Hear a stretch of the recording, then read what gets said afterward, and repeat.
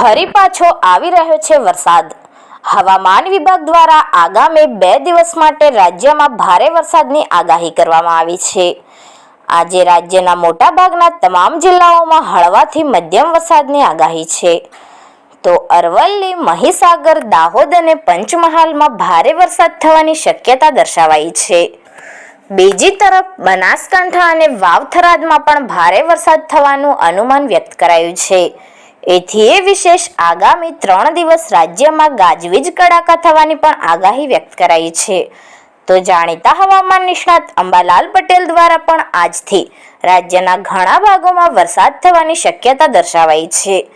તેમના જણાવ્યા મુજબ 13 ઓગસ્ટ સુધી રાજ્યના મહીસાગર, પંચમહાલ, દાહોદ, છોટાઉદેપુર, વડોદરા, અમદાવાદ, ગાંધીનગર, સાબરકાંઠા, બનાસકાંઠા, અરવલ્લી તેમજ દક્ષિણ સૌરાષ્ટ્રના વિસ્તારોમાં વરસાદ પડવાની આગાહી કરાઈ છે। આ ઉપરાંત પાટણ, સમી અને હારીજના કેટલાક વિસ્તારોમાં પણ વરસાદી માહોલ સહિત સાબરકાંઠા અને અરવલ્લીના ભાગોમાં ખાસ કરીને વધુ વરસાદ થવાની શક્યતા દર્શાવાઈ છે।